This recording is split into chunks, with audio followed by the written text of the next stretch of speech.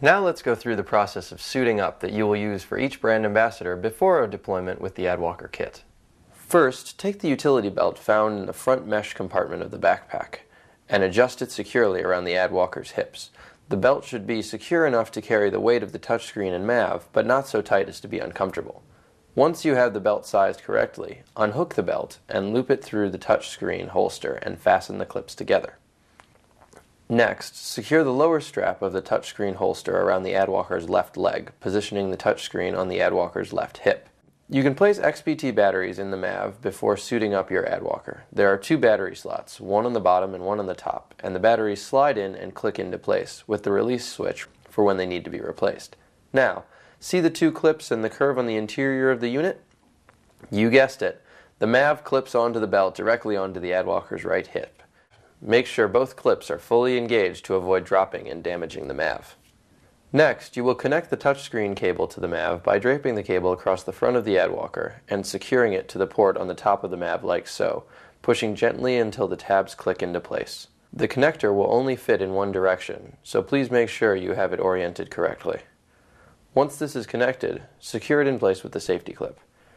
If you have printers on your campaign, note that you will also have a USB cable that you should attach to the USB port at the top of the MAV like so. With the LCD screen facing front, raise the vest over the Adwalker's head and allow them to guide it down over their head. He or she may also wish to turn their head sideways to avoid any discomfort. With the vest on, you can now secure the final 2 cables, the video cable and the audio cable. The video cable is a standard VGA cable, shown here, that connects to the middle port on the back of the MAV. Make sure to secure the 2 screws so the cable does not fall out during deployment, but don't over-tighten them.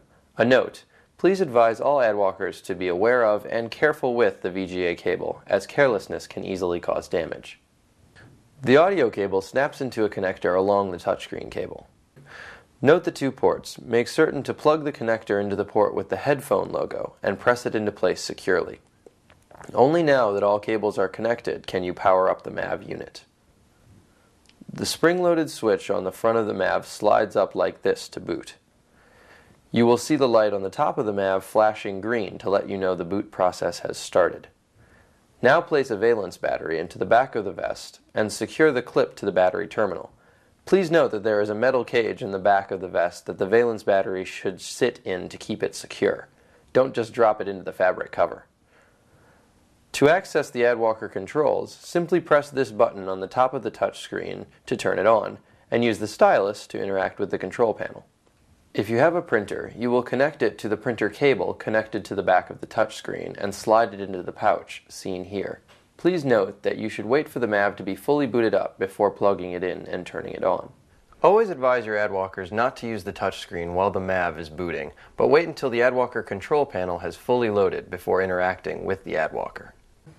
Once the MAV has fully booted up, you will be presented with the Adwalker client dashboard. If the dashboard somehow fails to load, you can execute it manually from the desktop.